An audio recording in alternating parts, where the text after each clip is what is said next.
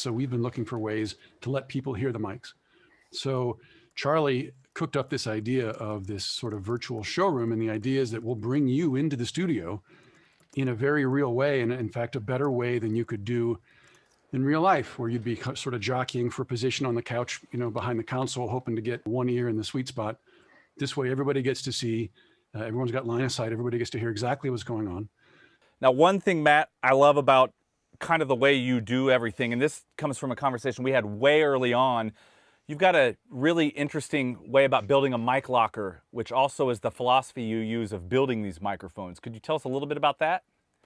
Yeah. So basically the idea is that, if you meet a painter, he doesn't have one color of paint. If you meet a sculptor, he doesn't have one chisel, right? These guys have an array of tools that each serve a different purpose.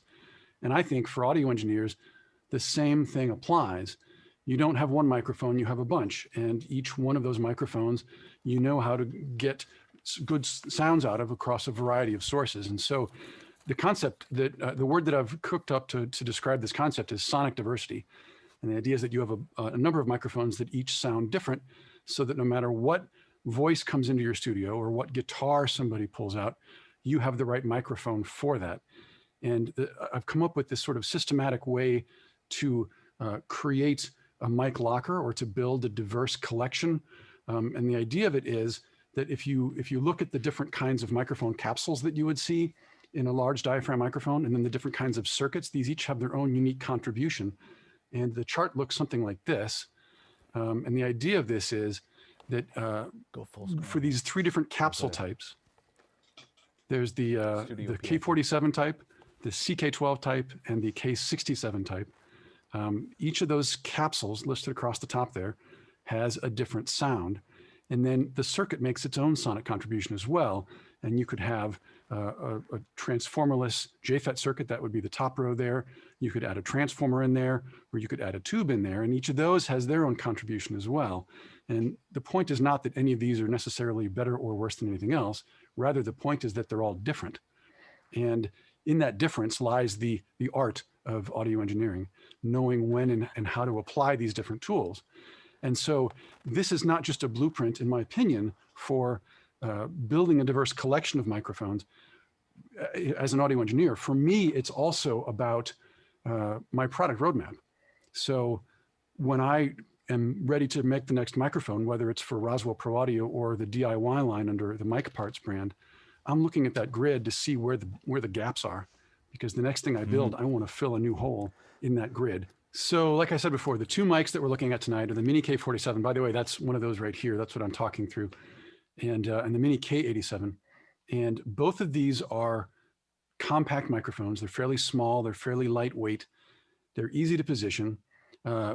We describe them as being point and shoot simple. Okay, there's no switches. There's no complexity. You basically just put it in front of whatever you're trying to record. You plug it in and you start to play, and hopefully get good results from that. And so the two microphones are the same size. They have different capsules in them.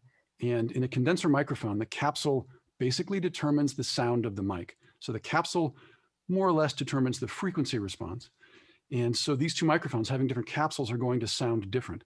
And in practical terms, what most people will hear as the difference between these two microphones is that the Mini K87 is fairly flat. So its frequency response is pretty much neutral across the entire audible spectrum.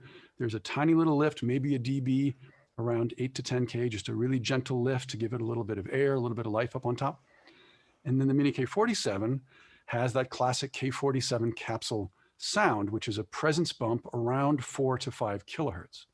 The point of this is not that one is better than the other, because better is subjective. And it depends on what instrument or voice you have. It depends on what you're trying to do with the song. It depends on the density or sparseness of the mix. Those are the kinds of questions you can ask.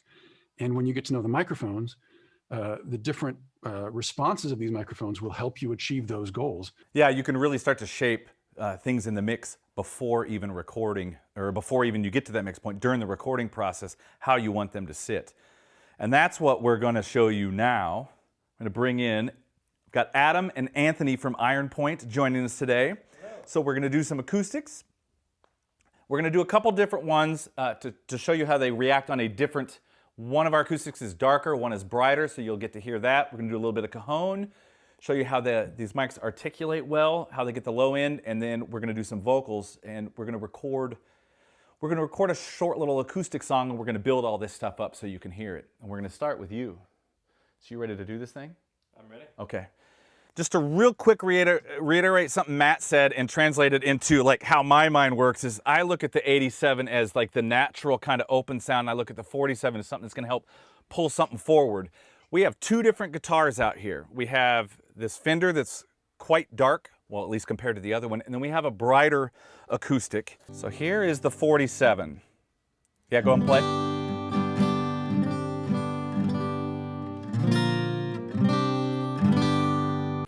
87.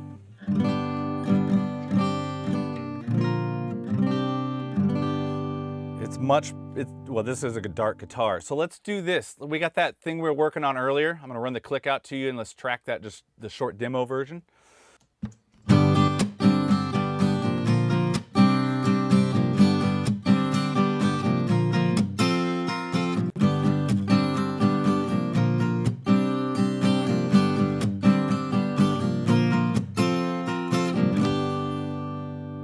Just so you can hear the difference, well, start with the 87. This is a dark guitar. So let's say maybe you're at home and all you're doing is acoustic stuff and you have a particular sound on the guitar. Let's just pretend for a second it's a guitar like this that's dark and you're like, man, I want to get some more life out of this guitar, but EQ is making it sound brittle or not quite natural. That's where a mic like the 47 comes in, and here's what that sounds like.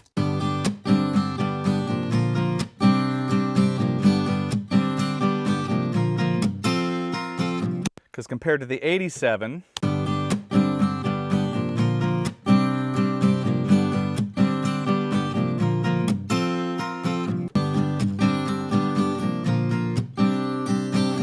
and you can hear that bump Matt was talking about in that like 4 to 5K that helps that guitar come forward a little bit, and that is quite a dark guitar.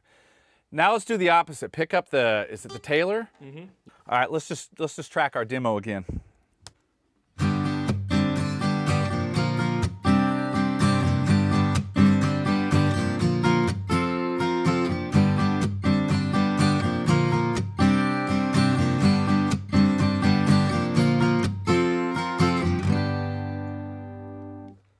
Nicely done.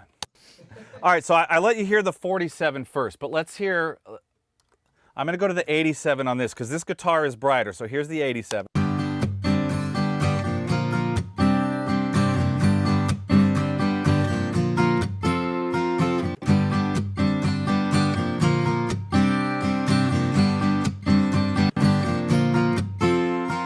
So the 87 is a little bit smoother. On this guitar, I like both. I go either way, you know. You might like it being more forward, you might like it a little bit smoother, but the cool thing with both of these is it gives you either option, also without breaking the bank. So we're gonna track a short version of this, of one of the Iron Point songs for this, and we're gonna start with the acoustic. So you ready to lay down? We're gonna do a verse and a chorus, right? Yep. All right, you ready? Ready? Well, you're on the Taylor, right? Yeah. Okay, perfect. Here we go.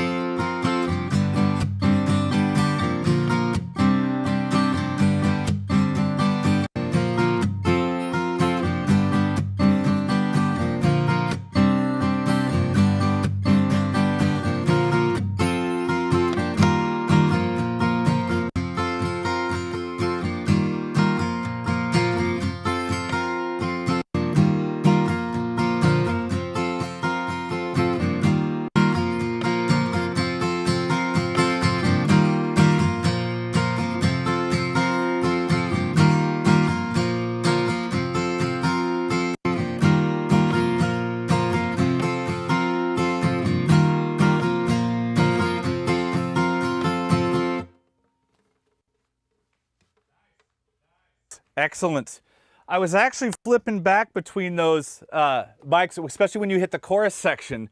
I like how, I think both mics on this sound good, but if I were tracking, if say we were doing a production of this, what I would do, I would actually use I like the 87 on the verse. It's nice and smooth and open, but I like when I would flip to the 47, I hope you guys could hear when I was flipping back and forth.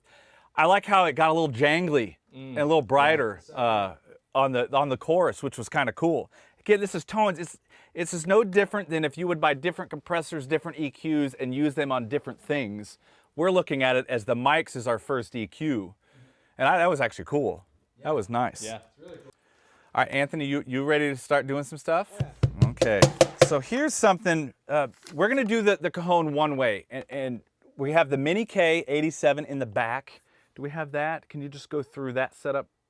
So we have an 87 in the back at the port and a 47 in the front. And for me, here's why. The 87 has a fantastic low end. It's really nice. It's round and it's very full. The 47, to me, almost acts like a small diaphragm condenser in the way that it handles transients very well, and has fast transient response, which is perfect for the front of the Cajon. That's the same reason if I'm micing a cello, I put a Mini K87 up there and it's fantastic because the low end on it's really nice. So since we're talking about low end, play me something and give me a lot of low from that thing. This is just the back mic.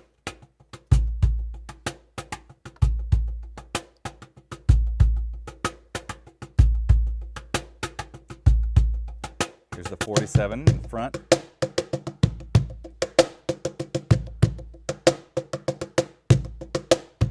Both.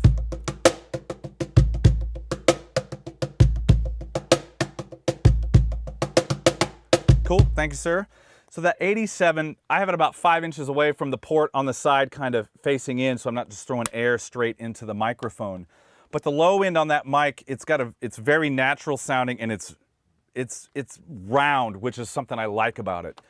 That doesn't mean you couldn't switch these mics around, but for me, on this particular instrument, I think the way the 47 shapes the transient on the front and the way the 87 picks up the low end is just the right combination of those mics. So let's record this.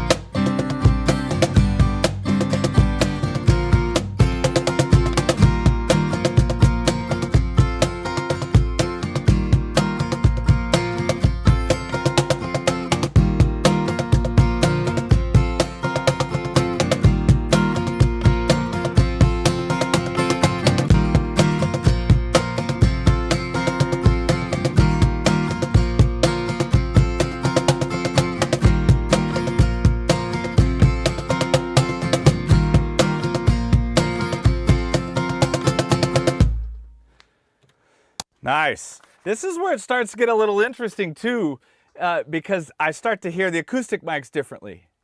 Oh, interesting. You know? Yeah. So here, let me play back a little bit of this. So I'm gonna start with the 87 on the acoustic. I'm gonna leave both the 47 and the 87. First off, too, no compression or EQ on any of this stuff, guys. This stuff is completely flat. Just the mics and the two guys out there playing, and that's it. So that we're not coloring anything in any other way whatsoever. But if I play this back.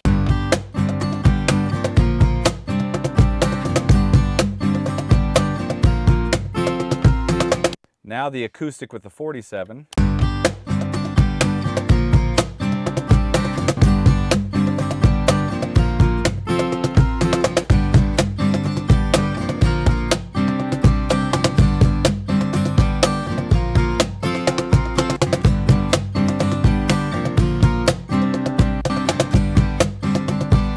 Yeah, it's interesting actually how you can hear it change. So it's paintbrushes, man. It's paintbrushes. That's all.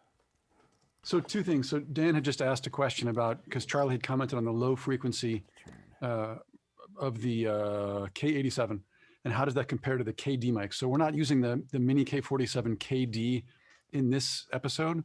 We will look at that in a future one, I guess next week when we do drums. For those who don't know what that is, the Mini K47 KD started as a sort of mod of the Mini K47 and has evolved into, it's got its own circuit now, and we did a small production run out of them, so we're not having to hand modify every one anymore. It's actually an official product now. Without a lot of fanfare, we're just going to introduce a couple of cosmetic changes with more to come.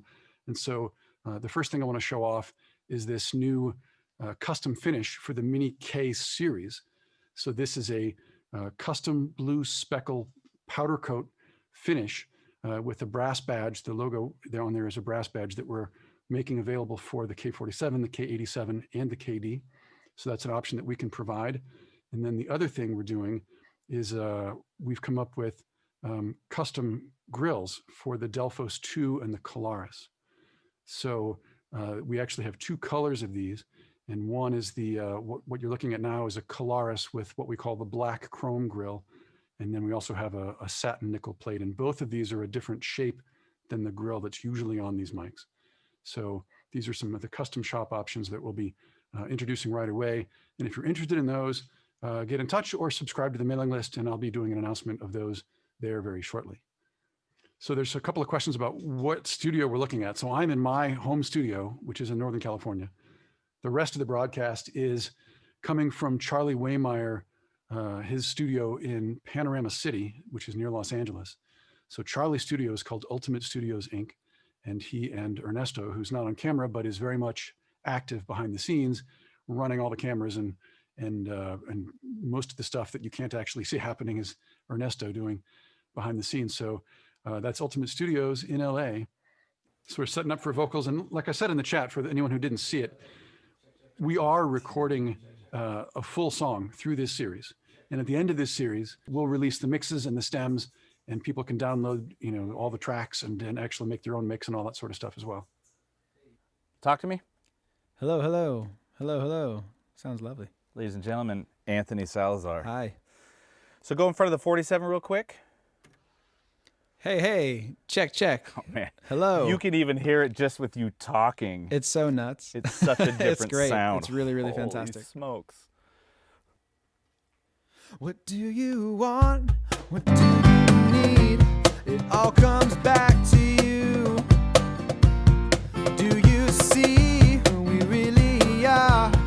All the same to you. So string me along.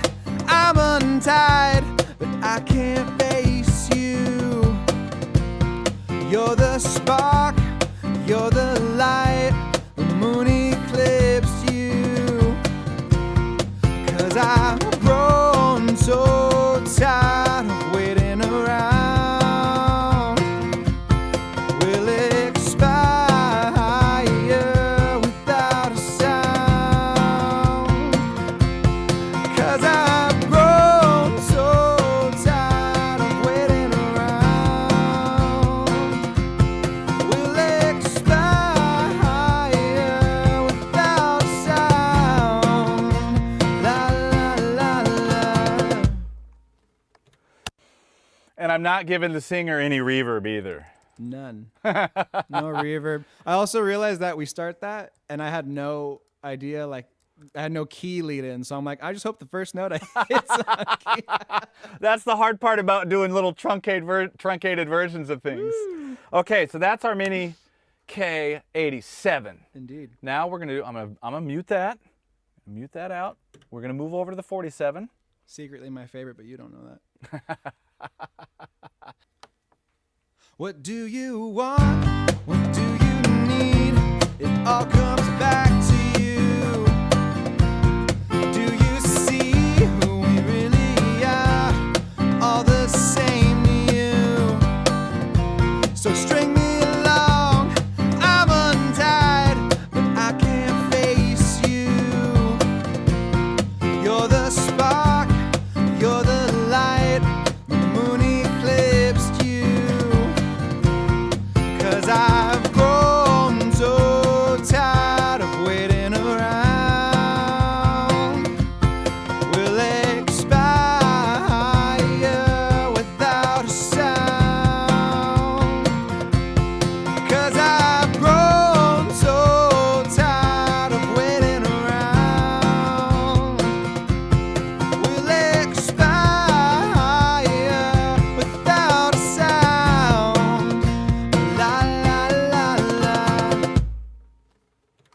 Okay, so now Anthony, you as a singer, and this is something I think that's important tracking. You feel a difference when you're tracking with either of those in the headphones. Yeah, well, what's interesting is the mics that I use, like I usually stick to SM7Bs and whatnot. Like the 87 oddly feels very similar to that in the sense of it, like just coming back to me feels like my voice. The reason why I like the 47 is because even if I was to go and mix myself, like it already feels like that. It already feels like nice and sharp and clear. And so that's why it stuck out to me earlier when we were doing the demos, because I was like, oh wow, like this like jumped out. Yeah. You know what I mean? I know both of us right away. I was like, oh, I like how the 87 sounds in your voice. He goes, really? I like how the 47 sounds on it. But it is very different. So I'm just going to do a little section here. And I'm going to start out, we'll go back and start with the 87 and I'm going to flip back and forth a little bit between the 87 and 47. We'll see how it sounds. You can take a breather there, brother. All right. Bring me along, I'm untied, but I can't face you. You're the spark, you're the light, the moon eclipsed you. 47. Bring me along, I'm untied, but I can't face you. You're the spark, you're the light, the moon eclipsed you. 'Cause I've grown so tired of waiting around. 47. We'll expire without a sound. 'Cause I still like the 87. I don't know why. It just feels like, you know, I could do something to it. But I hear what you're saying, though, with he's behind me now. That's why I'm looking behind me. I hear what you're saying with how the 47 kind of comes out. And that's the cool thing, too, how subjective this is, that stylistically making that choice with those two mics, you could easily set your mixes up, or your recordings up to already kind of be pre-mixed of where you want things to sit. And right now we've been monitoring, here, let's hear that again. I'm gonna go, we'll leave your favorite 47 up. I'm gonna put the 47 on the Taylor up. bring me along, I'm untied, but I can't face you. You're the spark, you're the light, the moon eclipsed you. 'Cause I've All grown so tired of waiting around. We'll expire. Oops, I didn't get him. There we go. Here both 47s, 47 acoustic, 47 vocals. Bring me along, I'm untied, but I can't face you. You're the spark, you're the light, the moon eclipsed you. So my takeaway after flipping back and forth, if this could depend on your style a little bit too, what you like. If you're into a more natural kind of even tone, the 87 out of the box, you don't do anything to it, it's there. It just feels round, nice and full. If you like something a bit sharper or to cut more, like Sir Anthony back here does, the 47 is going to give you that kind of right away, and then you can always augment later, but you kind of get that naturally. Or you could pick the two mics like I would on this, what I said with Adam earlier, and Anthony. I would probably go 87 on the verses for the acoustic, 47 on the choruses, because I liked how the 47 made it more, the part for the chorus a bit more jangly, and I like how the verse felt a little bit more natural, which was kind of cool to me. I thought anyway. Yeah, she's the real deal. As far as sensitivity goes, I'll throw out a comment about that, because that's something that we have a lot of control over. And when I designed the Mini K mics, the target customer definitely spans this drum overheads to vocals kind of range. And so I had to set the sensitivity so we could accommodate all of that. But if a customer had a request and said, look, this is a straight up vocal mic, we can build to that spec. And what that would mean, in a sense, or in a very specific sense, is that we would optimize the circuit for very high sensitivity and very high output at the cost of some headroom, because everything in audio design is a trade-off. So if you're okay that the mic is not going to be happy on drum overheads, then we can absolutely build a mic that is optimized for quieter sources like voiceover or just vocals, just acoustic guitar, hammer dulcimer, those kinds of things. And that's one of the options we want to offer in this custom shop that I mentioned, is, you know, being able to sort of specifically build mics for people. Today, what we're going to do is build on top of what we've already recorded. So we're going to start working on an electric version of this. So we have our acoustic one done. So today we're going to start with the drums. We're going to use the acoustic track, the vocals from last week as our scratches. Well, actually, those acoustics are going to mostly live. Yeah, they're going to live on this. We're going to add a lot of electric and some bass and stuff in 2 weeks on the final one of these. But today we're going to go through our drum sounds. We're going to hear the difference between the 47 and the 87 on the overheads, because they are different. They give you different vibes. One isn't better. It's all about the preferences that you have, that you want to hear sonically, and also sometimes just what you need to do musically. I use both of these mics as overheads a lot, and I switch between them depending on what we're doing, you know, what sound I might need. For instance, yesterday I had a drummer in all day. We were doing tracks for a new EP, wanted a very organic, we were going for a very much how it sounds in the room kind of thing. I put the 87s up as overheads. That was like 75% of our sound. But last weekend, we had the Coltrane Jazz Fest in with Lau Tizer's band again, and I actually had the Mini K47s up above the kit for 2 reasons. One, tighter pattern, and get him down right over the drummer, and he's really busy, and the 47s are really good with transient response. Almost like small diaphragm kind of good with how fast they are. So that's a couple reasons why I may switch between the two. We're going to play a bunch of different things. We're going to go through the cymbals, the toms, and all that, and let you hear what you guys think. And I know Anthony, just from Soundcheck, he's got some opinions on what he likes too. So we'll hear about that. And then we're going to talk about 2 other mics after we go through the overheads. One is the Mini K47 KD. That's the kick drum version, which is awesome, which is going to be active. And then we're also using one of the MicParts SDC 84 small diaphragm condensers on the snare, which if you've seen some of my recent videos, you know I've been using that a lot, all the time. But we'll get into that kind of at the end. We're going to start with the overheads. So I think first things first, it'd be a good idea to let you have an idea of what we have set up, because it looks, I'm looking at it right now, it looks kind of interesting. It's like Anthony's going to have spaceships hovering above his head. You want to cut to me in the... Start down here on the kick. That is the Mini K47 KD. Matt's got some images he's going to show of this and talk a little bit about what the differences are, and I'm going to let him get on the technical side because I don't want to embarrass myself with that. I do have the snare mic, but what's going on the overheads? Hey, Ernesto, can you go to this side shot over here? Can he hear me? Okay, cool. So here's what we're doing. We wanted to keep setup simple and wanted to make this as much of an apples to apples comparison so you can actually hear how each of these mics is picking up the drum set. So what I've done is I have an 87 and a 47, 47 and an 87 hung both. These are in a spot how I usually use my overheads, which I split the kit a little bit differently because it allows us to get a bit more toms, kind of mitigate some of the cymbals. Today it's going to help us be able to really hear how each of these mics gets the cymbals, gets the toms, and then actually the difference in the snare drum too, which was kind of nice to hear when we were doing sound check.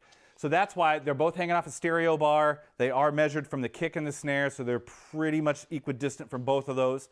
Our left and right should be pretty good.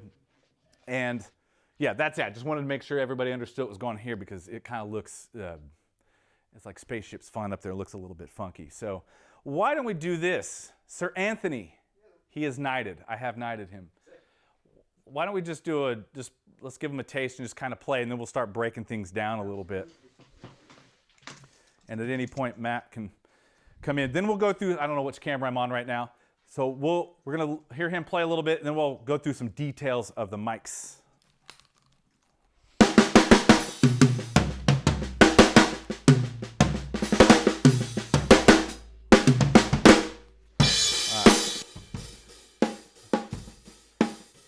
Okay.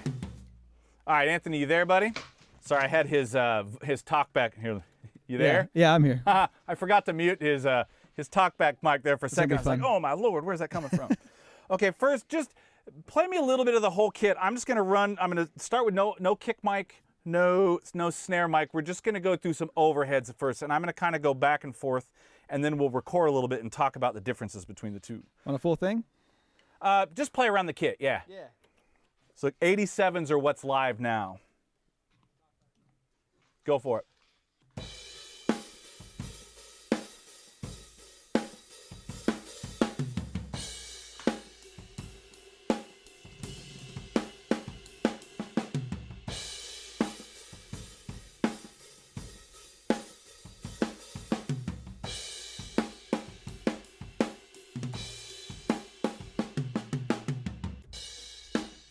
'47's live.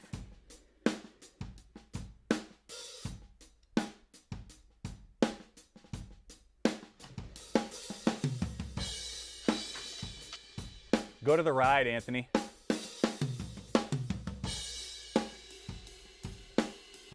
'87.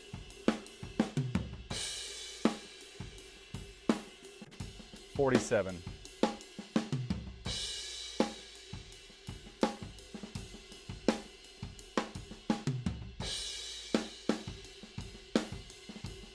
All right, cool, Anthony, thanks. So just those mics going, there is definitely a difference between the two. Hey, go back to that kick, snare, and hat groove. And I'm gonna start with the 47s. Let me kind of get some volume up here.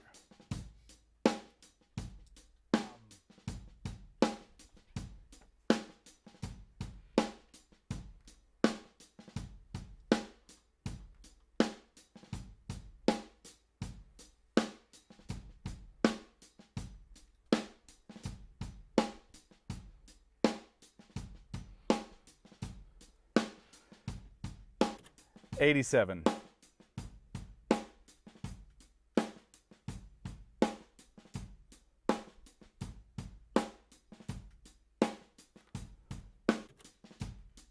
All right, cool. Thanks, Anthony.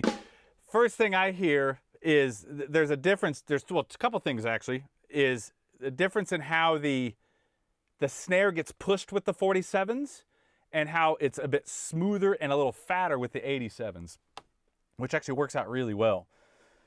Gives you two completely different tones to work with. And also in context, that's going to change things a lot. Here, Anthony, give me a second. I'm going to pull up. We'll take that same spot, and I'll just maybe run, I don't know, 8 or 10 bars of it, just to play with the track just a little bit.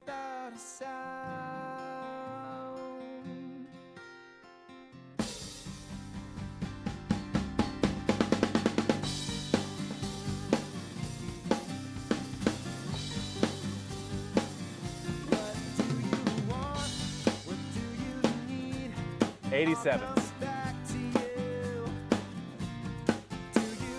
47. 80. 47. Cool, cool.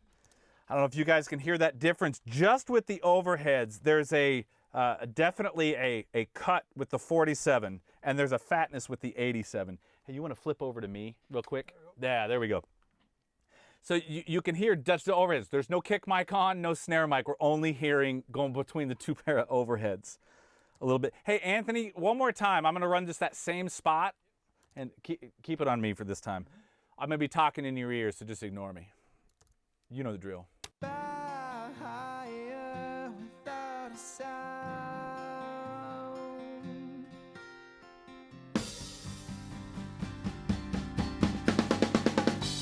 47.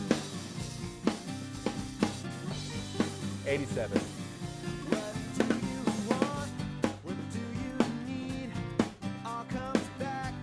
47.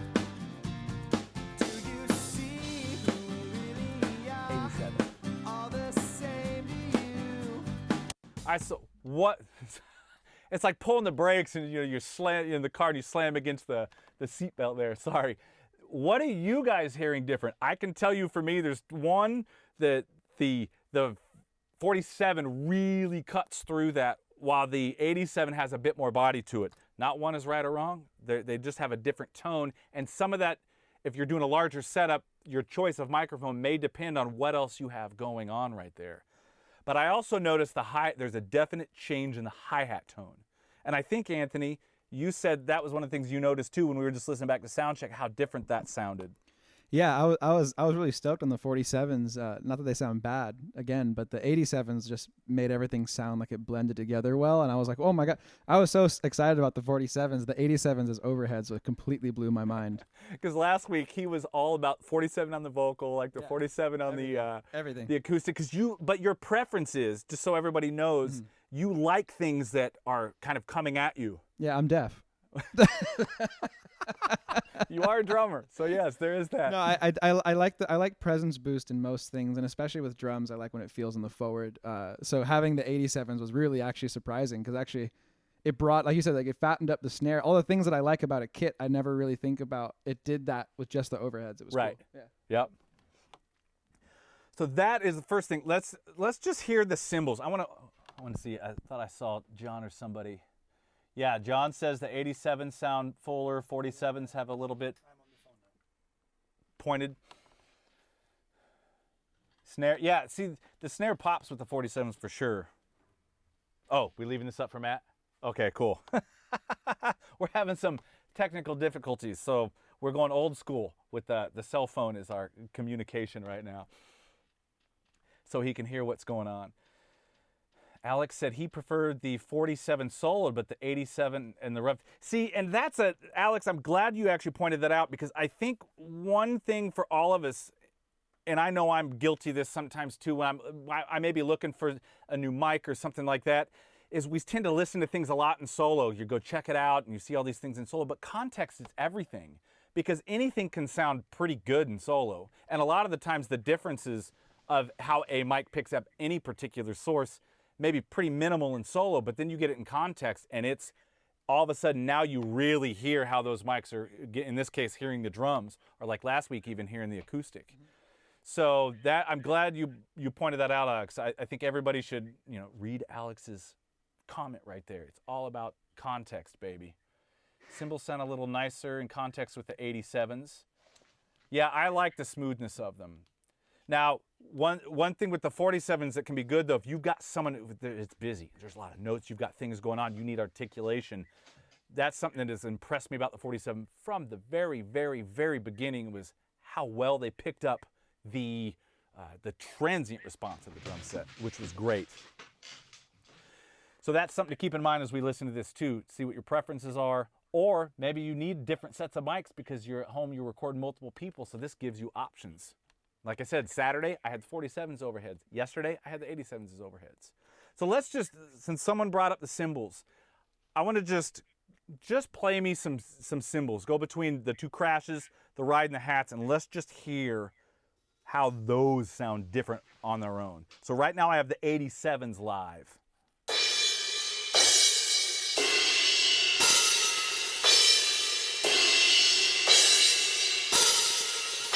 '47.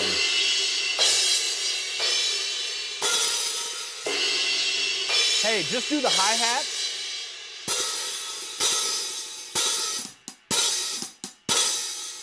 Oh, hold on, guys. I'm sitting there, I got the talkback mic on again. I'm out of microphones with on and off switches, so that's my bad. Engineering training here. Now I got the 47s, or 87s live. Do that same, all cymbals again.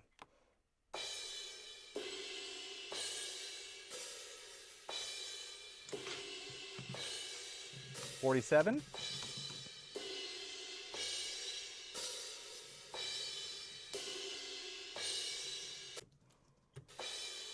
So, okay, thanks. So when he's doing it that way, again, this is my point of context is everything, because the difference is it's there, but it's like this. Now do a groove with the ride, and then like go 4 bars on the ride and then 4 bars riding on the crash, and kind of go back and forth, starting with the 87s.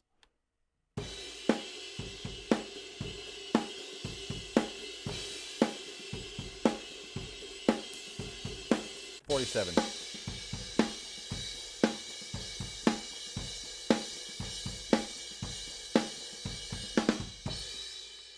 Man, that's a big difference. Once you start playing the whole kit, all of a sudden those cymbals jump out in a completely different way than they did when it was just the cymbals. Do one thing we haven't touched on yet, and this is the next thing I want to get to, because this will tell us, for me personally, most drum sounds sound really good when they are, your ears not like right up next to the drums, right? You're back a little bit away from it. So this is where I think some of the good tom sounds come from, or at least the depth of our tom sounds is when we get those overheads blended in with a close mic and a bigger setup. So let's hear now. Can you give me like a tribal groove? And let's just hear how these pick up that low mid and that low end, starting with the 47.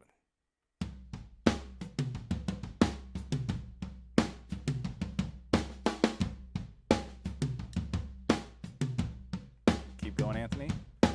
87. I'm gonna turn them up. Keep going. 80, 47, 87.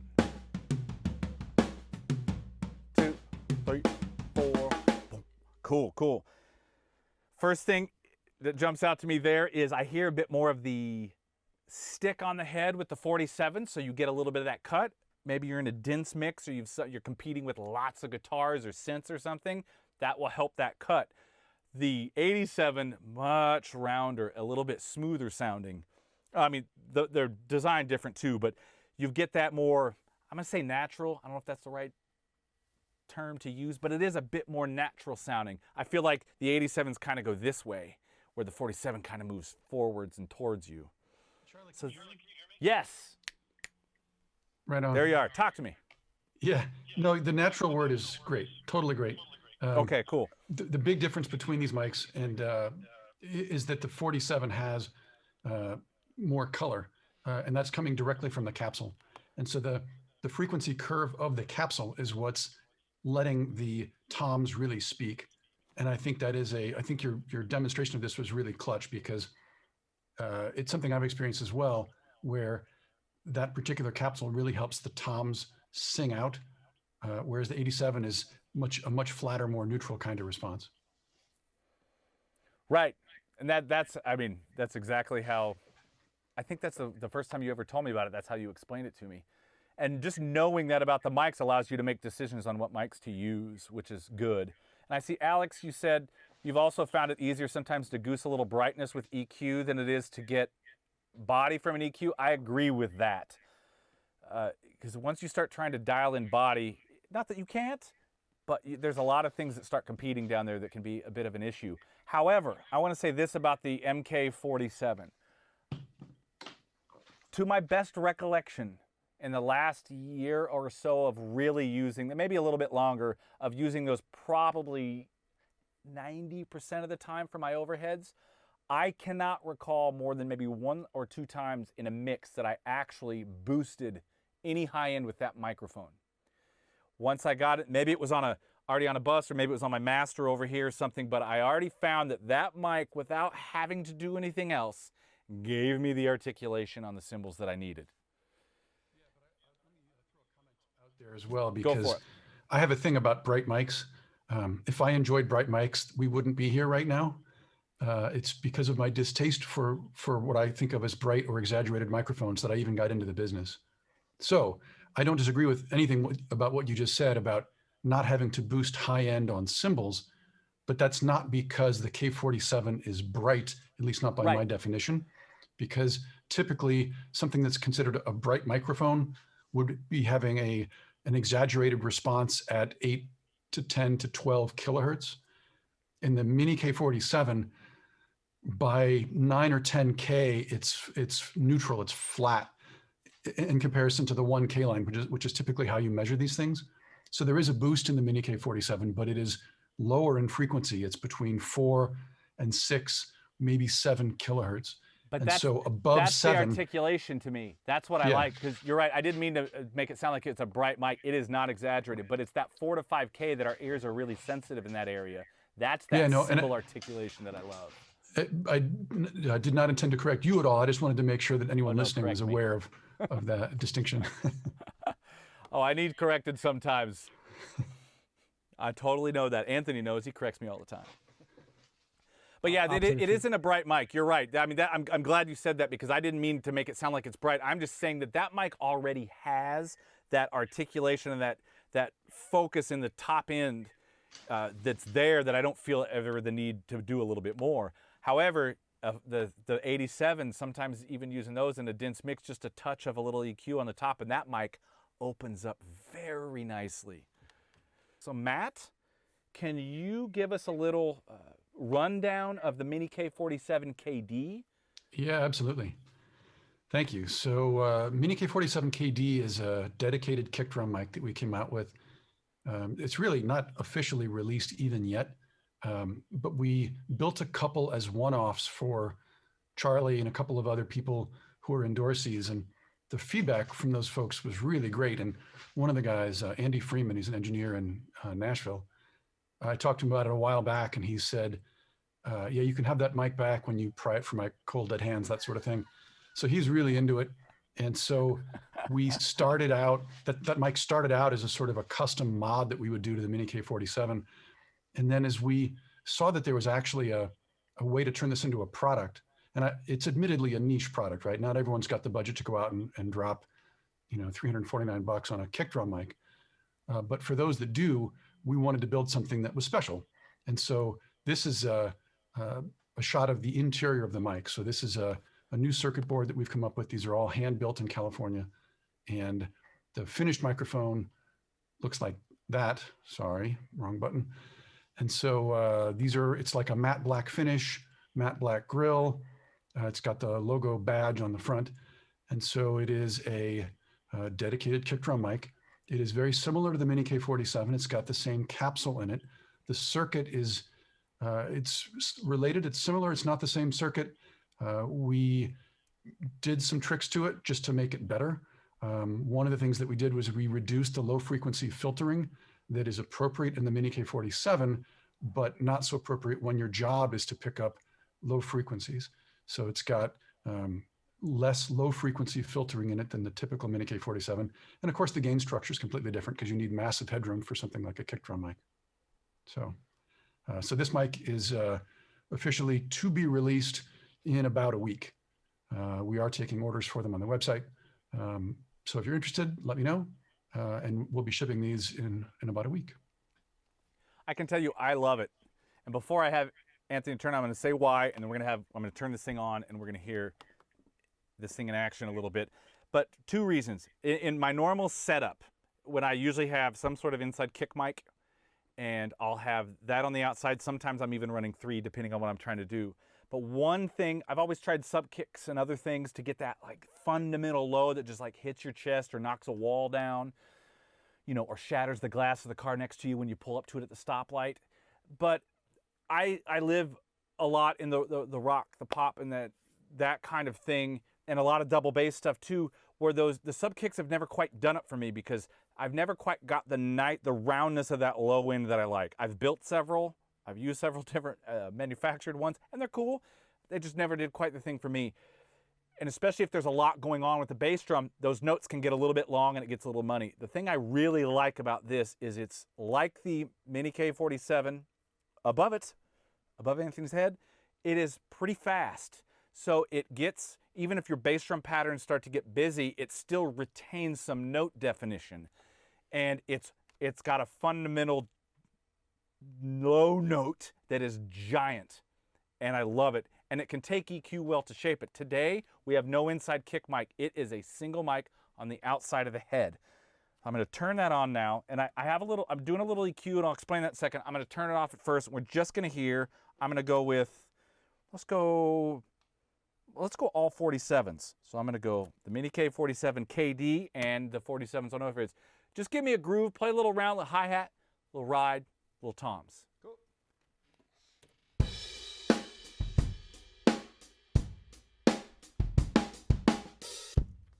Just the kick mic.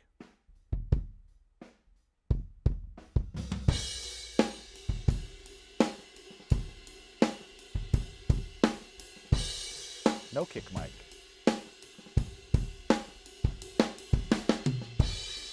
Now, yeah, stay on the hats.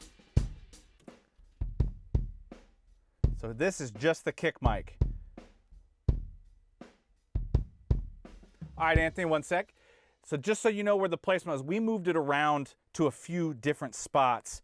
A lot of the times I'll have it kind of in the center. It's where the most pressure is coming off because I'm using another mic and I want it as big as I can to blend with my inside mic. In this case, I was looking for a blend of getting a little bit of some slap, so I had a little bit of something to work with attack-wise while still getting that low end. So I am about, I should have measured it, but I think I'm roughly 2.5 inches from where the hole is cut. Can you go to that front shot real quick? I don't know if we'll be able to see it. Kind of. But I'm only literally a couple inches away from where the hole was. And what I found is that closer I got to the hole, I started to get where the head kind of flaps a little. It gave me a little bit of mid-range to work with. How far is it? 2 sticks? Barely, like a stick and a half. See, for drummers, you know, some people measure things in inches, miles, leagues. We measure things in sticks. Yeah, so about 1.5 inches, you said? Yeah. Right in there, yeah. So it's pretty close down to where the hole is. It's not in front of the hole. That gives me a little bit something to work with. So play that same groove again for me. Now, EQ. Here's the whole kit. No EQ. See, it's like...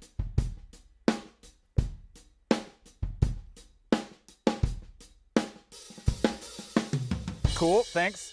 So all I'm doing is I'm pulling a little bit of, again, I'm on the Trident, so it's not exactly marked there, but it's right in that between 300 and 400, and I'm pushing some maybe, I don't know, probably around the 3K area. Here, I'm gonna mute, play just a groove again.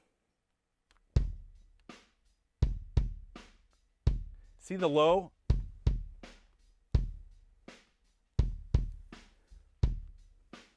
No EQ. Cool, thanks, sir. So it gives you a lot to work with. If I was using that in a larger setup, I probably wouldn't be boosting that much in the 3K. I'd have another mic doing that, and I'd let this mic just soak up all that bottom end. But in this case, and this is something Ernesto, who's sitting right behind me, has done before, where we've actually used, you know, overdriven, like the mic preamp to create some, you know, a little bit of harmonic distortion to get some cut. In this case, we chose to move the mic a little closer to the hole. So let's take that same spot of the song. I'm gonna start with the kick drum mic off, and let's see, is there a consensus? 47's amazing. Well, I'm gonna keep it all 47s for now, just for a reference. And then I'm gonna turn the kick mic on, I don't know, a few bars into him playing. So, all right, you ready there, boss? With the right spot? Yes, we are. Here we go. Higher without a sound.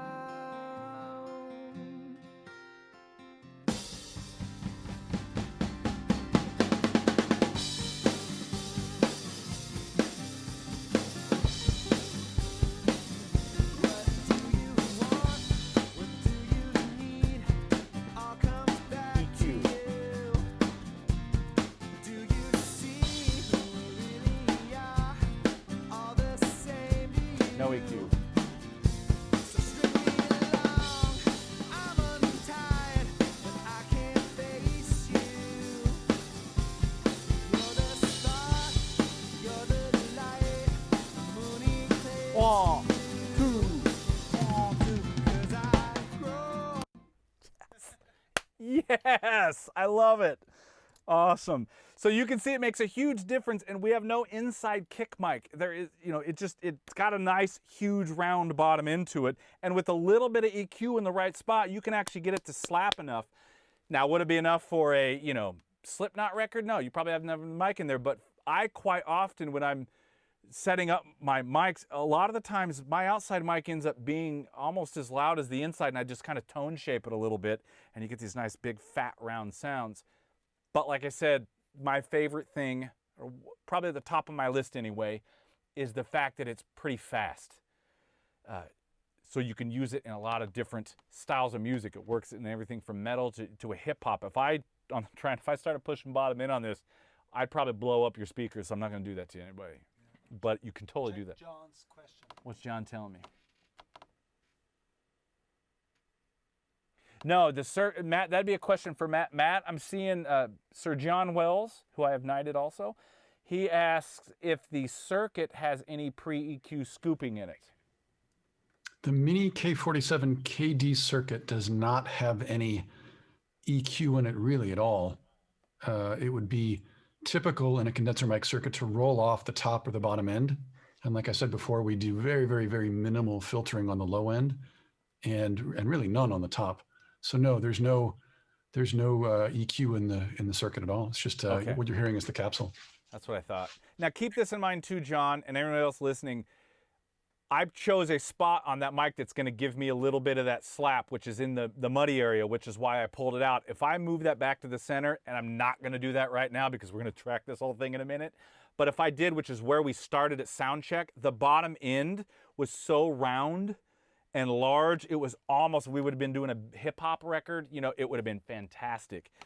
Just for the rock tune, it didn't give me the cut. So that's why I moved it to an area that does have a little bit of more of that mud area, which is why I pulled it. Let me see how many times I can say area in the same sentence. I need an editor in my brain. But that is, so here, let's do, I'm gonna take the same spot.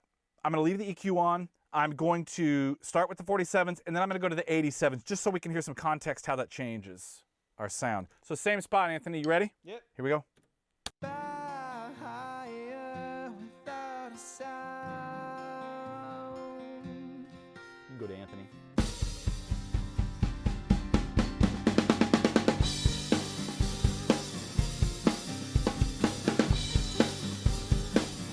What do you want?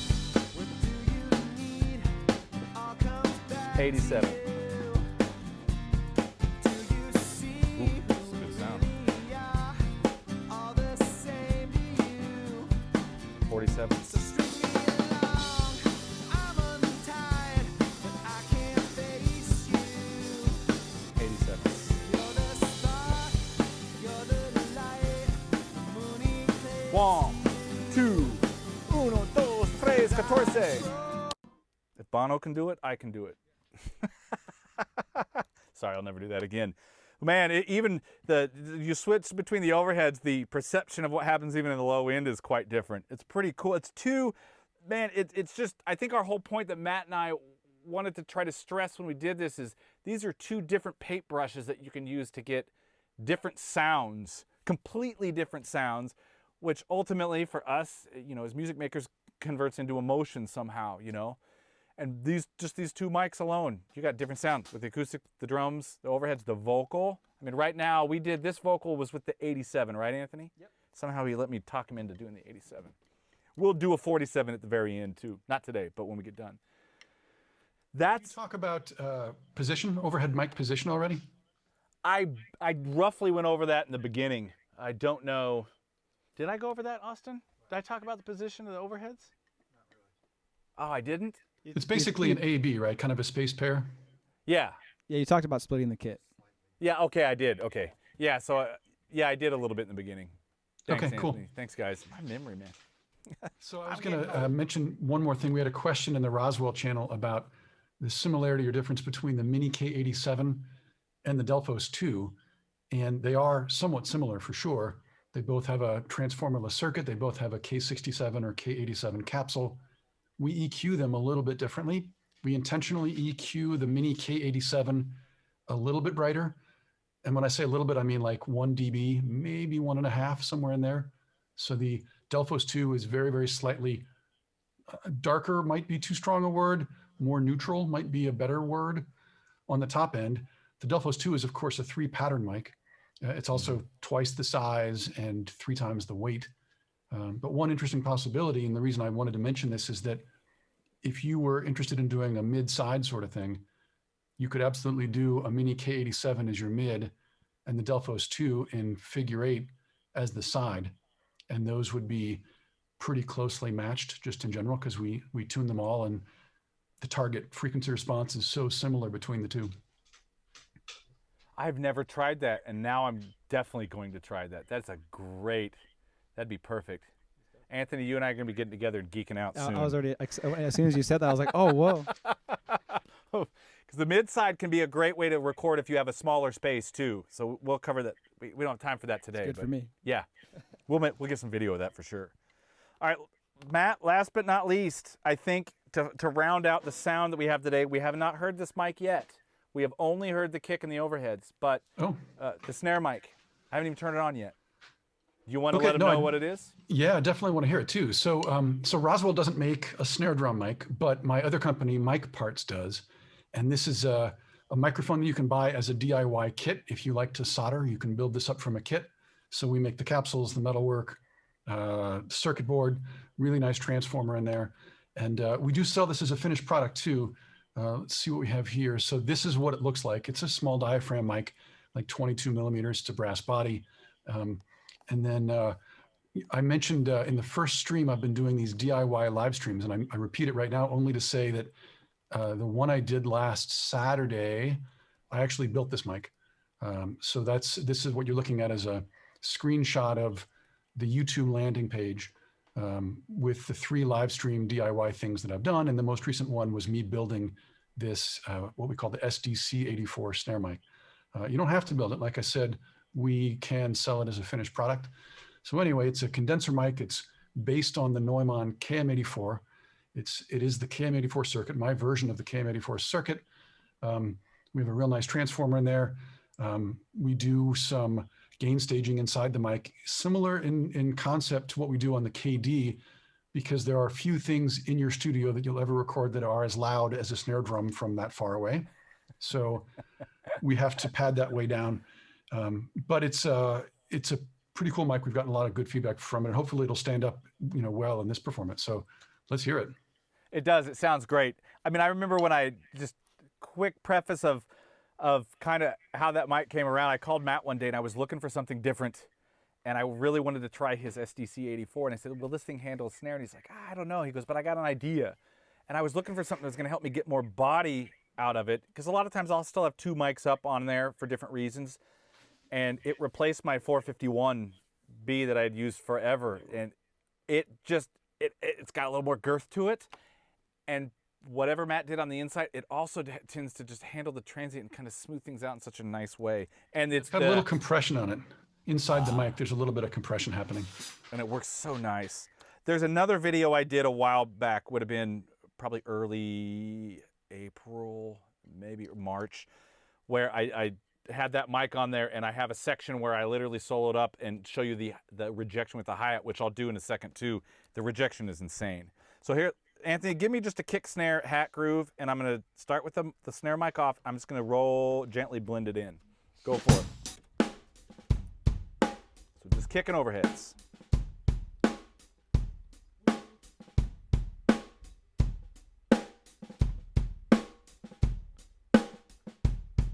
Now the snare's in.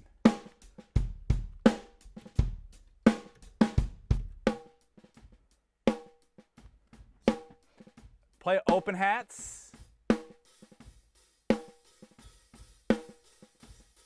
See how, let me crank that up a little bit. The rejection's insane.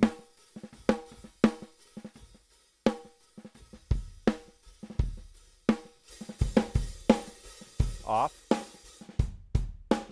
On.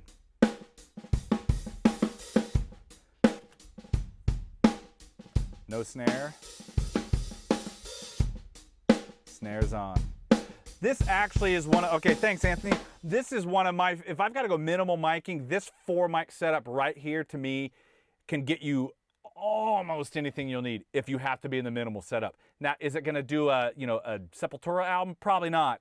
But for the rest of us not doing that, there's so much you can do with the kick, a good snare, and a good pair of overheads. And then it comes down to also a good drummer in this case, because the blend really is all in Anthony's control. I can turn the overheads up and down, but I can't control how cymbals and toms and all that is blended and mixed. So that comes down to Anthony. Let's hear this in the track. We'll take that same spot. Ready? Here we go. What do I have on? So I am kick, 47s for the overheads, snare mic.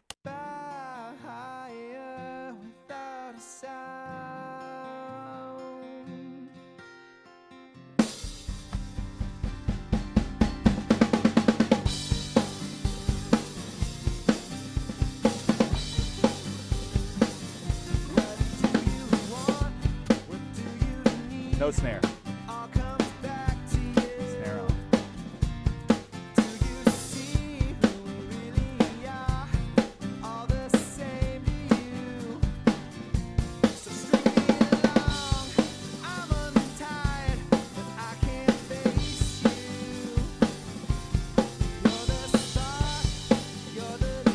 Big Tom fill to finish it.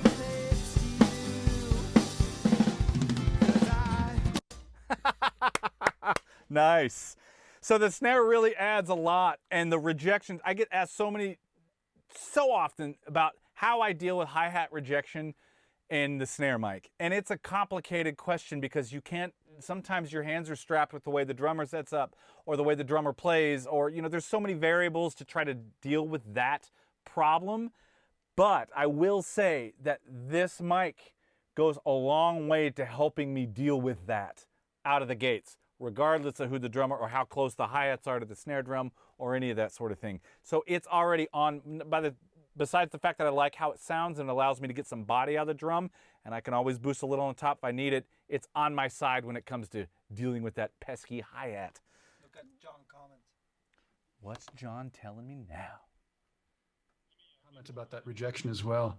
This is we use a hypercardioid capsule on the snare mic, and hypercardioid is basically a baby figure 8.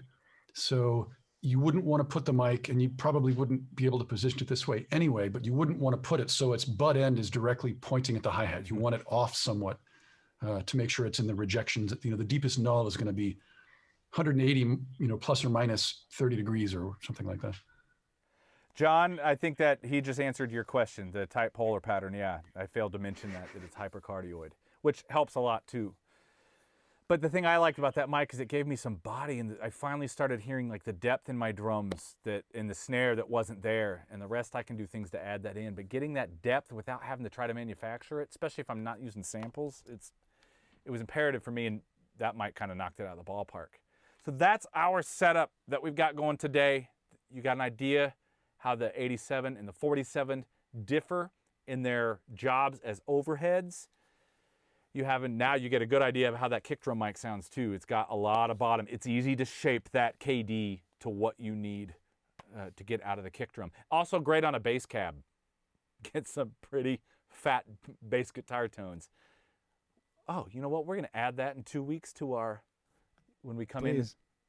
in. Yeah, we're doing that in. So let's see, any last questions I missed, and then we're gonna get Anthony to track. We're actually gonna hit record and track part of this tune, so we've got something to build on for 2 weeks. With the gobos. Oh, yeah. You know what?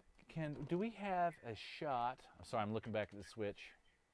Let me, yeah. I want. This is important because I want everybody to know a couple things. I'm gonna run in there. I'm gonna move a camera. So now I'm a camera op. Am I in the union? Am I covered? Yeah. So what we've talked about is trying to show cover, and this is what the room important sounds to like. understand the context Charlie for has a today. bigger room than I do, certainly. And so I think where we started out, we'll find out when the camera gets put up. I think where we started out was with some gobos around the drums to try to dry up the room a little bit. But there you go. So, but you know, the microphones will respond differently in a bigger room. And so we'll see if we have time to pull those gobos away and hear what the room sounds like when it's wide open. And I think that's a good thing to keep in mind for home recording, is that your instrument does interact in a smaller room in a different way. And so you might experiment with microphone height. You know, the lower the microphones, the more drum sound you're going to get as related to the room sound, meaning if you want more room sound, use higher overheads. And then in a small room with the low ceiling, you'll get a lot of reflections into the back of the mic off of a low ceiling. So that probably won't sound good. So in that case, you probably, again, want to have lower overhead. So we'll see how our time does on demonstrating that. Yeah, I think we could probably do that. We're good because we're getting down to kind of, we've covered everything we want to. The last thing I want to say about the setup, you know, besides the gobos, we have the rugs out there to dry it up. There is no EQ except for the Mini K, what I'm doing on the KD.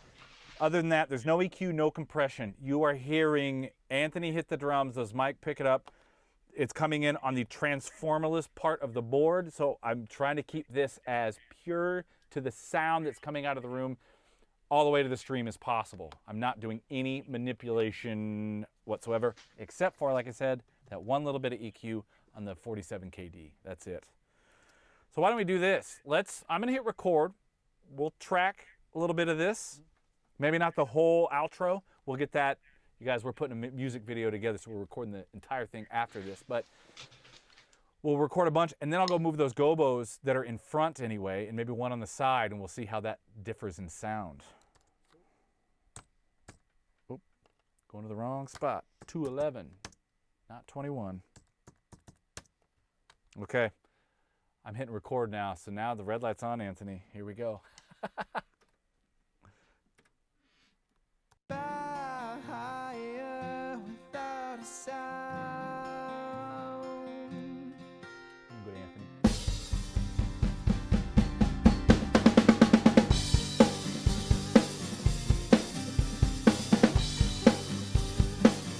What do you want? What do you need? All comes back to you. Do you see who we really are? All the same to you. So string me along. I'm untied, but I can't face you. You're the spark, you're the light, the moon eclipsed you. 'Cause I've grown so tired of waiting around. Will expire without a sound. 'Cause I've grown so tired of waiting around. Will expire without a sound. La la la la.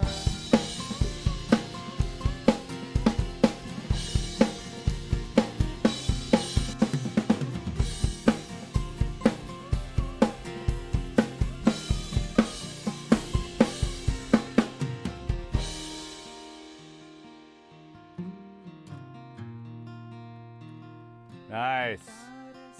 Nice. You guys, in case you heard the outro, I switched to the 87s on the overhead. Like so drastic. Holy crap, it was crazy. Okay, so now what I'm going to do, Anthony, maybe you could help me. We're just going to move these panels real quick. Matt, if you have, I'm going to look back at you because you're behind me on the computer. Anything else that you'd like to tell what's coming up or what you've got going or anything about these mics? It's going to take us just a minute to move these. Yeah, gobos. go for it. Yeah, so Charlie and I talked about some ideas about minimal drum miking, and he mentioned as a 4-mic setup what he's got right there. But I also wanted to touch on another idea, which is if you only have 2 channels, which is challenging, but I think it can be done. And so what I would recommend for something like, if you have a single mic interface or audio interface and only has 2 mic pre's on it, you can still record drums at home. I've actually done this with 2 USB mics years ago. I don't necessarily recommend it, but it can be done. But the idea would be to have one mono overhead, and the Mini K47, Mini K87 would work really nicely for that. And then you have options on the kick drum mic, which would be where the second channel would go. And Charlie's idea was interesting, and it was you could use a mic like the KD and move it not right up against the head, but back a couple of feet, because then it's a kick drum mic, but it's also like a front of kit mic. And so it's going to hear some of the toms and the snare as well. And this wouldn't be a stereo setup. This would be both channels panned center, but it would give you a little bit of opportunity to do some EQ on the kick as opposed to the overhead in order to get that, try to get a complete picture of the drum sound that way. I'm just getting a group set up real quick. Okay, so what we're gonna do, we've got, now that all the gobos are out. Oh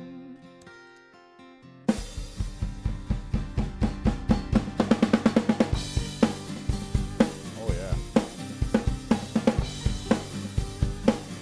What do you want? What do you need? All comes back to you. Do you see who we really are? Oh yeah, it's different.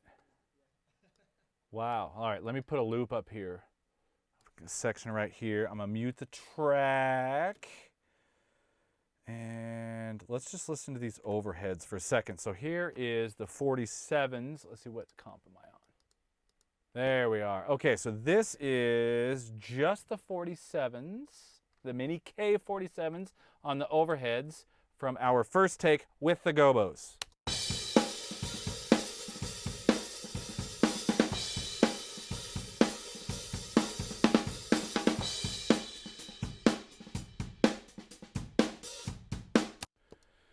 Here's take 2 with no gobos.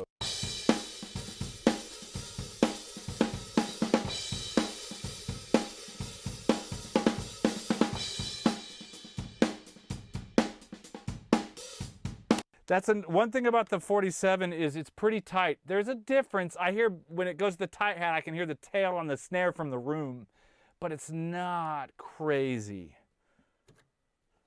We're in the corner too, which is a little different. So here is, I'm going to shorten the open hats up a little bit. Here's the 87, take 1 with gobos.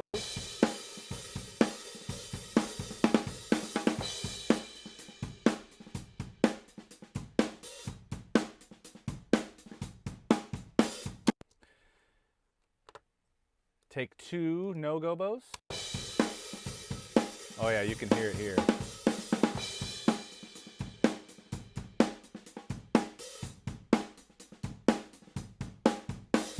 Thing is, I still have the rugs out there, so it's drying up a little decay time, but I can definitely hear it there. What about context? Let's see. Kick drum. I'm gonna leave the snare out for a second. So here's a little bit of context. Here, let me go. This is Mini K87 overhead, take 1 with gobo.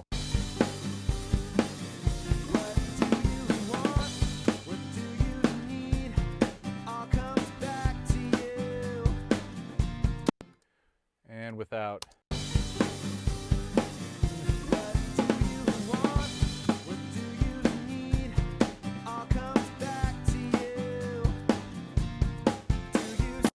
Not a giant difference. I don't know if you're hearing it back there. What are you hearing, Ernesto?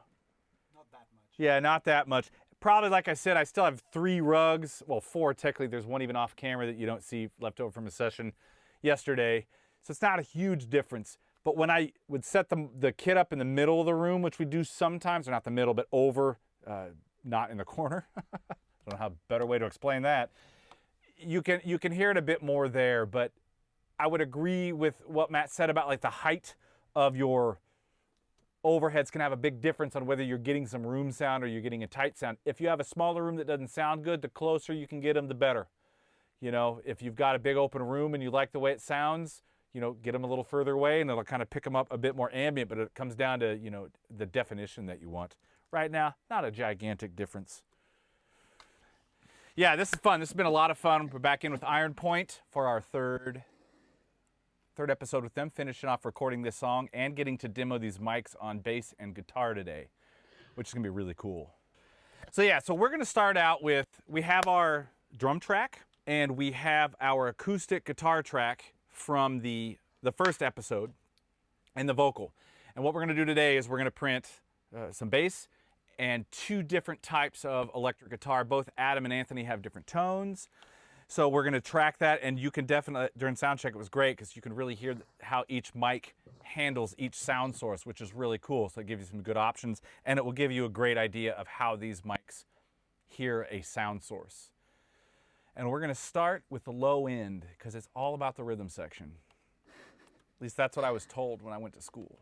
I'm gonna start off, I have the Mini K47 up. That's what we're gonna hear first. Let me make sure I got the right checks on. All right, Anthony, I gotta mute you in here. Go ahead and play for me a little bit.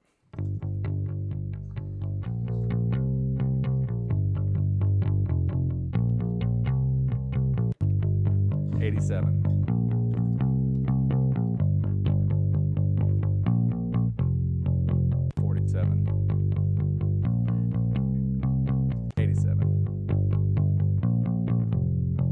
Thanks, Anthony. So off to my ears right away, and I don't remember what I'm sending you out there in the live room. You hear exactly, I'm gonna repeat something Matt said, I think it might've been the last one. For me, the difference on this is that boost around the 4K area in the Mini K47 pulls that forward, and the 87 stays nice and smooth. And it's a pretty big difference, wouldn't you say, Ernesto? Mm-hmm. Oh, I got Ernesto back behind me. He's probably gonna chime in some today. So let's hear this context. I'm gonna roll, we'll start with the 47. I'll let about 4 bars roll, then I'll flip to the 87. We'll take it from that spot we talked about? Yep. Cool. Let me make sure I'm there. All right, here we go.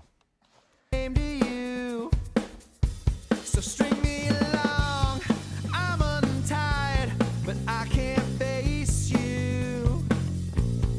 You're the spark, you're the light, the moon eclipsed you.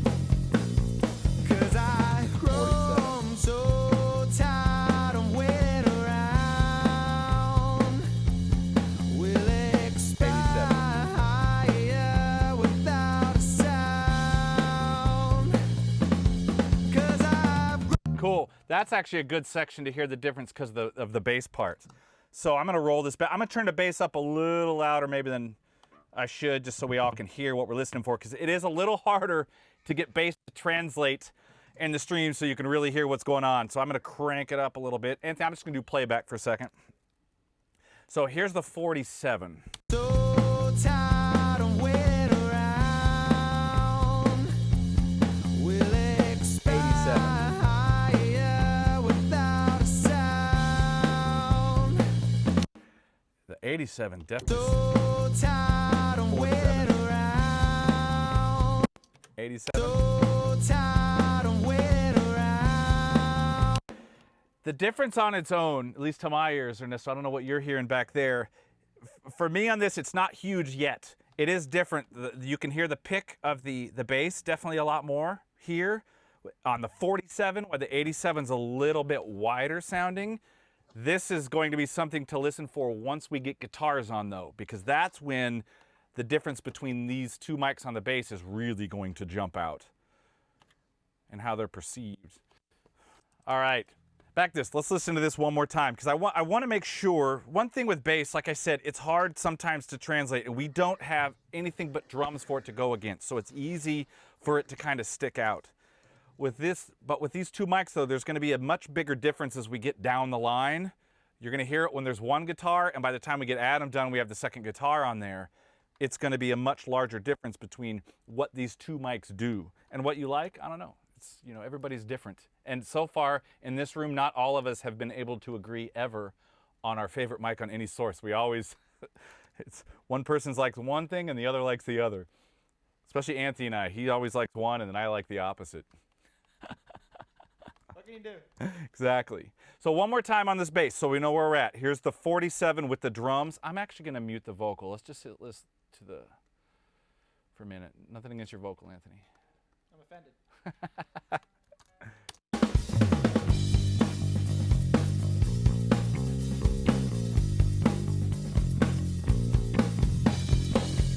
87.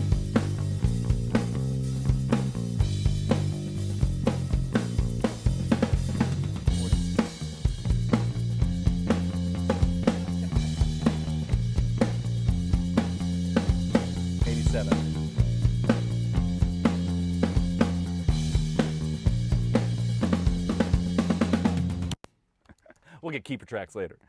So another thing, remember all the drums, all this stuff, there's no processing going on with any of this. We're just I'm even on the clean side of the board. There's no input transformers on this half of the console, so we're just trying to keep it as much the mics on the source as possible.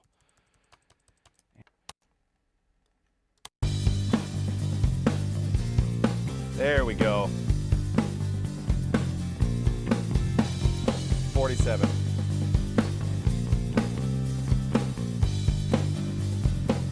See, I don't know what you guys are hearing. I'd be curious, but what I hear, right, just adding the acoustic guitar, I started with the 87. The second I went to the 47, it's pulling almost the pick sound out a little bit more and bringing it forward. And we are pretty darn close to being level matched. We made sure of that when we were getting tones. So that, excuse me, I had some peanuts before we started. The difference you're going to hear right now in perceived volume really is going to have to do with how these two microphones are reacting to the frequencies coming at it. So the frequency curve of the Mini K47 is one, and the 87 is different, which I'll let Matt do the, reiterate the technical details there. but they are a little bit different. That's the difference that we're going to hear in this perceived volume, because we are, I mean, matched within like a half a dB, which is pretty darn close. So Matt, what is on the 47? Where is that bump again? You guys hear me okay? Yes. Cool. I'm just wrestling with some audio stuff here. How unlike me. So yeah, the main difference between these two mics is the capsule. Mini K47 has a K47 capsule. It's a particular kind of design. Mini K87 has a it's actually a K67 is what it's called. They're different drilling patterns, different construction, and so on and so forth. But what everyone here cares about is not how they're made so much as what they sound like. And as Charlie said, the K47 has a presence bump around 4 or 5 kilohertz. It can help, give life to guitars. It can bring out the sound of drums and without exaggerating cymbals and that sort of thing. It's good for vocal articulation. So, but on bass, Charlie, were you going to say about the pick sounds and so on? Yeah, it's just I hear more of that coming through the mix a little bit, even just by adding a simple acoustic guitar on one side. It just has that presence. That doesn't mean it's the right choice. I'm just pointing out what I'm hearing difference-wise. Isn't that also what the 57 frequency graph is? Has that huge bump around 4 It does. 5? Yeah. Yeah, the SM57 has a big bump at 4 to 5 or 6 kilohertz as well. Now the 57 has more of a rolled off bottom end. And it's as a dynamic mic, it tends to only hear whatever's right in front of it, whereas a condenser mic tends to hear further into the room. But yeah, you're totally right that between like 1 and 8K, a K47 bass mic and the SM57 have some things in common for sure. Similar color. One final thing I'll mention, then I'm going to give Anthony one more push on this bass part before we go to guitars, because I know he's going to kill me if I don't. The one thing we haven't talked about yet on the Mini K47, we actually set up to have the KD version up as well, but once we level matched everything, it was so similar in the low end that instead of having a third mic out there, we left it off. It's just the KD can handle a lot more input, so you can put on a kick drum. But that low end in the 47 is really round. And that's why I like it on a kick drum, and that's even why it's not kind of nice on a bass, because it's fast. The low end on the 87 is fantastic too. It's more natural to me. The low end on the 47 feels like it's almost been shaped just a little bit, so it punches through, which is one reason why I like it on kick drum. I love it on a bass cab, and why I like an 87 on something like a cello or something, because it's more natural the way it handles the low end. At least that's what I've noticed. I definitely like the 87 on the cello. Anthony, let's do those parts one more time on bass, get a takedown, and then we're going to have you pick up the guitar. Cool. All right, buddy, you ready? Yeah. Here we go.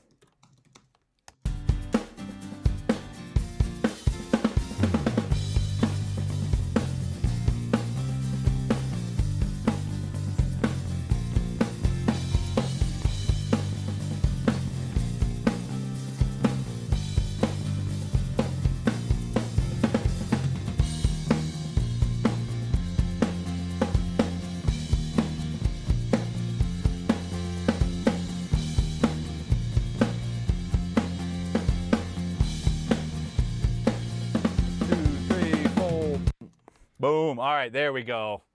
Now we got our track to use. And I backed off the bottom. I'm going to start sitting this bass back a little bit more, at least for what my headphones are telling me where it might be. It's been nice now with the acoustics. We're going to leave that acoustic in because that is part of their arrangement. But we're going to start heading a different direction, so we're going to see what happens now with these mics and some distortion and there we go. There we go. Yeah, play a little for me there, buddy.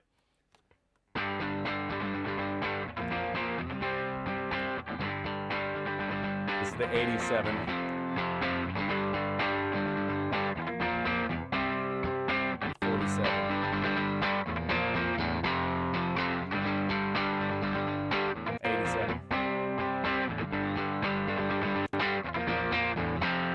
Cool. Hey, give me a little bit of that fuzz. 47.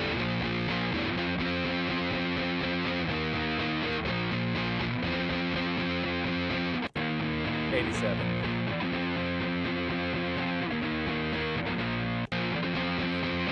Cool. So Anthony, can just tell us real quick so everybody has a bit of a reference. What's your setup? So my amp is a Fender Deluxe 4. It's on, I believe, the second channel with a huge presence boost. Everything else is pretty, I think maybe the treble might be pretty high, but everything else is pretty even. My pedal board is just a Big Muff clone, so like a mini. And then I just got my Fender Vintera Jag, so it's just like a, you know, modern vintage. What no one knows too is I'm recording the talkback mic, which is one of Matt's other's MicParts, the T25, which I'm going to keep off for this. But yeah, it sounds so cool with the talkback on there. So that's Anthony's setup, and this is cool because it's a completely different tone. Adam, who's back behind me, is going to have a more overdriven kind of sound. So we're going to get two very different pictures of some distorted type sounds and how these mics work. So this is how we're doing these mics. We have them on our stereo bar just like we did with the drums, so we can switch in real time. And we are kind of on the edge of the dust cap with both of them, as close as possible, so they're not dead center, not down in it. They're a little bit out on the outer edge just to kind of keep it clean. And they're about an inch or so from the grill. So they're not exactly right up on it. And we'll do exactly the same thing with Adam's. So we get it's as apples to apples as we can possibly have in comparing these two microphones. And again, we have level matched really, really close. So the differences you're going to hear in volume is going to be perceived volume based on the frequencies that you're hearing. And we made sure we did that. All right, Anthony, you ready to do this thing? Okay. Here we go.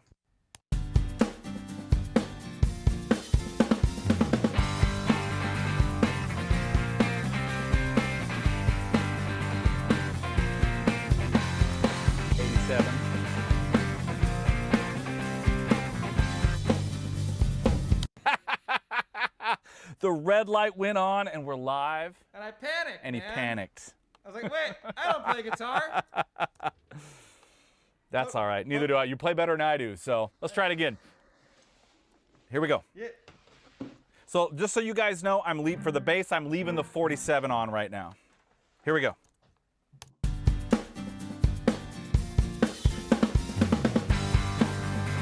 Guitar is 87.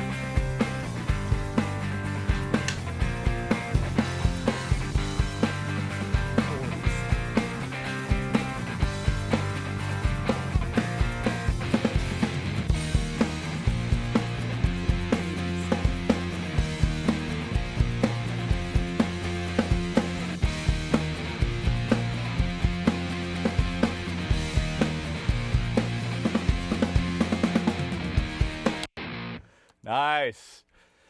Michael, I see you're on there. No, the capsules are not at different points in the cone. We made sure of that. The angles we have in the cameras kind of give that illusion, but they are not. I'll go back to it. Well, it's just the camera angle makes it seem like it is a little bit, but it's not. We made sure of that. I was prepared. All right, difference. Anthony, sounded good there, brother. I'm gonna do a little playback here. Gonna start with the 47.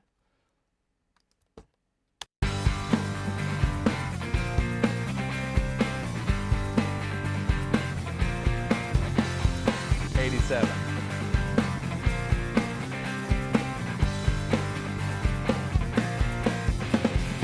'47.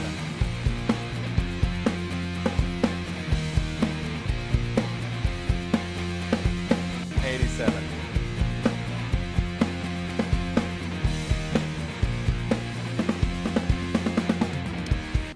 Very different. Holy smokes, those mics are different now.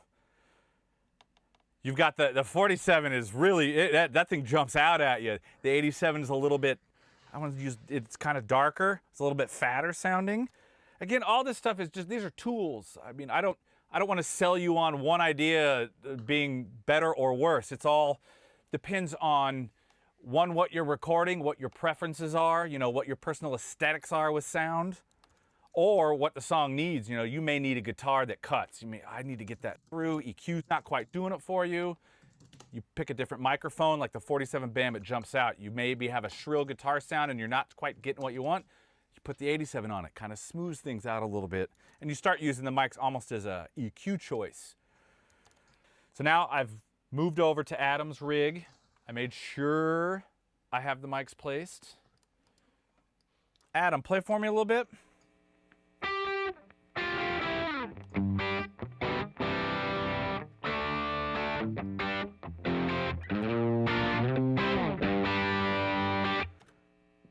Yeah, dude, give me the chorus riff. The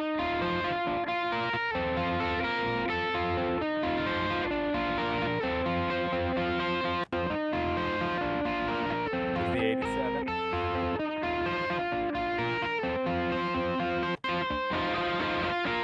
So we're hearing exactly what I expect to hear. You go to the 47, it comes forward, and you get this little darker, rounder sound, more natural sound from the 87. Both are cool. I don't know. I'm gonna have to read through this. I'm really curious to see who likes what after all of this. This is gonna be kind of cool. All right, let's do this. Let's get a little bit, let's track a little section here. Or actually, before we do that, real quick, what's your rig so they know what we're recording right now? It's just a 52 telly through like a basic OCD overdrive and into a Blues Deluxe. And so we've got a different tone now. I mean, it's kind of cool because you're gonna have the fuzz on one side and we're gonna have this more just kind of overdriven sound on the other. And it's gonna fill things out nicely. And I still have the acoustic guitar in there a little bit because that is part of the arrangement. All right, buddy, you ready? Here we go.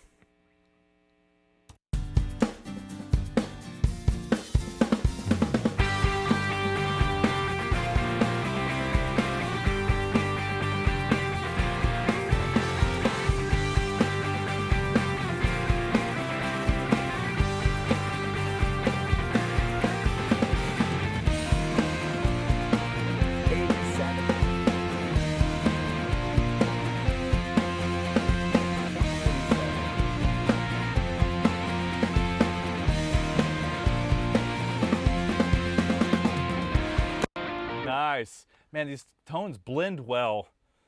The tones come together really nicely. Very cool. All right, let's do a little listen back for a second. Just sit tight for a second, Adam, because we may try something. All right, listening back. So I'm going to start out with 47s on both mics. So we're going to have the 47 with the fuzz, and we're going to have the 47 with the overdriven tone.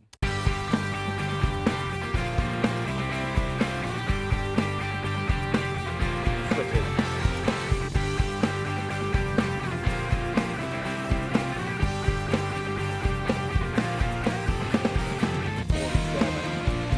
Wow.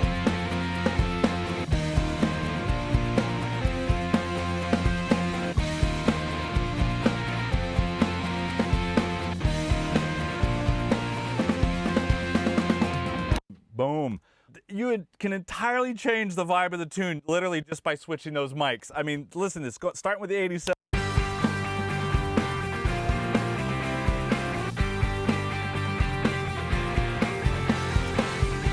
It's completely different. You could also use one sound for a different part of the, you get real creative in your mixing or recording process and use a different mic for different sections of the tune to make things jump out. Man, Ad, I can't wait for you to hear the difference in this. It's pretty cool. Really cool. I want to do that slide part while we're here. Can you grab, he's going to make, is that on the telly also? Yeah. Oh, okay, cool. Here we go.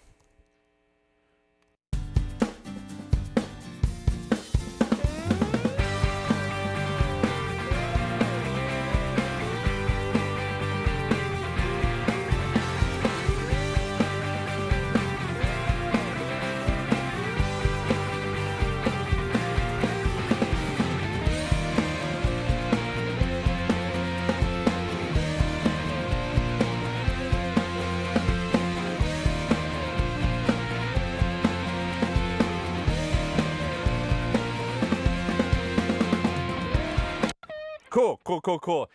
So let's just pretend you were using these, you had a couple different guitar parts real quick, and you wanted to use your mic choice to help make something sit forward or backwards against another part. So I'm going to mute, let me turn my groups off.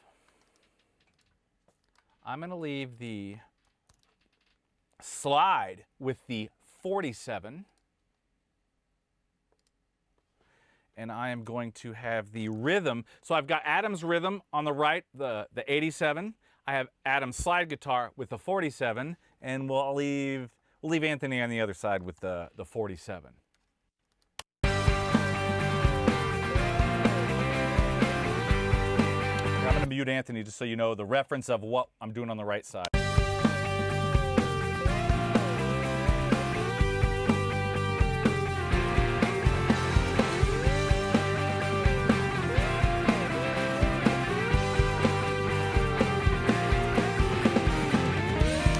All right, now both rhythms are going to be 87, and the slide part's going to be on the 47.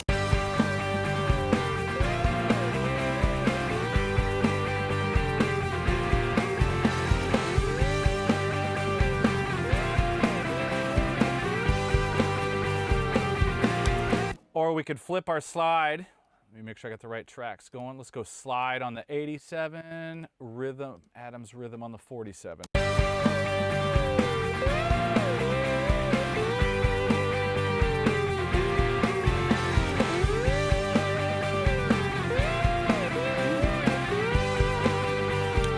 Interesting. I wasn't anticipating that, but now you hear the slide didn't necessarily go back. That's such a, kind of specific sound, but you start to hear the jangliness a little bit of Adam's rhythm part when I switch that to the 47, kind of bend around the slide a little bit in a cool kind of way. I actually thought the slide would go back and they'd change, but they just kind of bent around each other a little bit there. But now we can hear the difference in the 47 and the 87 a little bit more. So I'm going to mute both the guitars. Let's just hear the basic. 47 and the 87.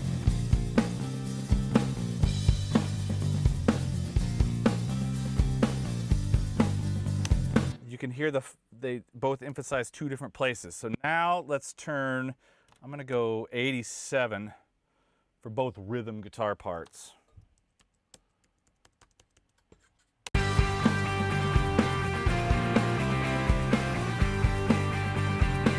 So 47 in the bass, 87 for both rhythms.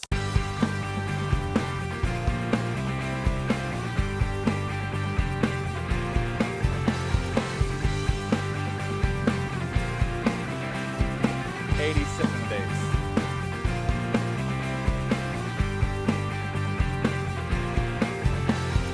47. 87. So what I hear, at least just off the top of my head, is you can almost hear the shift of where the low end is. The 47, you hear a bit of that pick coming through, that cut. You hear a nice round bottom, but it's maybe not as thick in the low mid. And when we switch to the 87, I hear a bit more of that low mid area kind of coming through, almost more the fundamental of the bass actually. 47. 87. 47. Yeah, the 87, there's something nice about the way it picks up the fundamental of the bass. Even though it maybe isn't as forward, at least right now, you could always EQ, do a lot of stuff to it. But in its natural state here, it's not as forward as the 47, but there's something about the fullness of it that's quite nice and quite cool, actually. That would, you could hammer it with some compression or do something else. So there was a question on my side comparing the Mini K87 to the Delphos 2. And it is a good question because those microphones both aspire to the same thing in a sense, which is sort of neutrality or transparency. In practice, the Mini K87 is just a little bit brighter, like 1 dB, maybe 1.5 brighter at 9 or 10K. And the Delphos 2 is basically flatter. And so, and then the Delphos 2, of course, has higher output. It also has a switchable pad, and it has 3 polar patterns. So it's more versatile in that sense. But as I mentioned in one of the earlier streams, one cool idea that you could do with those 2 mics, because they are pretty similar in tone, is to use a Mini K87 as the mid, and then a Delphos 2 and figure 8 behind it or above it as the side channel, and do mid-side recording, which is a sort of a coincident stereo technique that degrades to mono really gracefully because everything is actually centered. So it's really kind of it's almost like a mono mic with ambience. But that's a pretty cool technique, and those 2 mics would work well as a pair for that as well. Yeah, and that technique, which we're going to do something on, I think I'm going to get a video up on sometime soon, because that whole mid-side thing is so useful, especially if you're in smaller rooms doing drums and stuff. It can get you a nice ambient tone and add some space around the kit, even if your room isn't necessarily the greatest sounding room. But kind of getting that set up right is important, but it's really, really good to use. I saw a comment here from Michael Jung that was interesting, and I'm not going to try that right now, but I'm going to do it. And I'll report back, where he wanted to take the 87 and 47, basically do a crossover and use the top end from the 47 and the bottom from the 87, which could be really interesting. That is interesting. Michael, I'm going to try that and I'll report back to you. I'm not going to fumble around here. So one more time, I want to take a listen to this from the top of what we recorded. I'm going to run, let's see, how can we do this scientifically? I'm going to run everything right now. 47 bass, 47 Anthony guitar, 47 Adam guitar.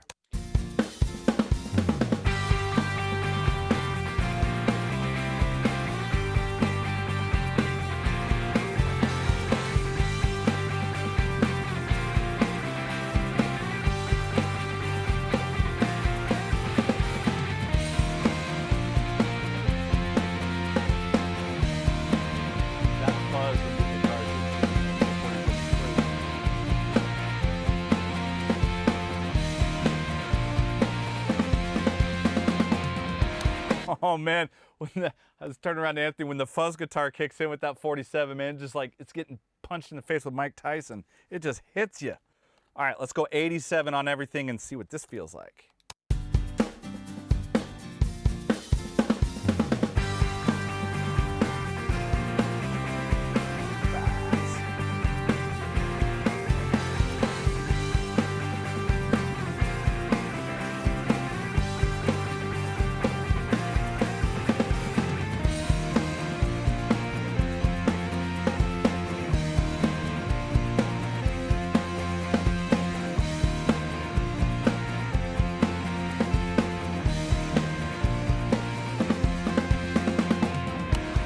I want to check one thing I heard and see if I'm hearing stuff. I'm not going to tell you guys what it is.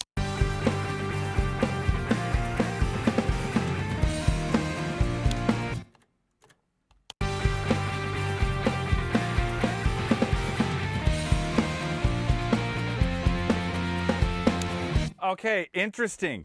At least to my ears, when I heard it with 47 bass, 47 on both the guitars, I heard the presence of the kick drum. Because remember, we don't have an inside kick mic. It's just the Mini KD47 on the outside of the kick. And when it's with the 87s on the bass and guitars, I can hear like that upper mid-range of the kick coming out just a little bit more. And when it's the 47s, whatever presence we had on the kick just gets buried in that barrage of high end.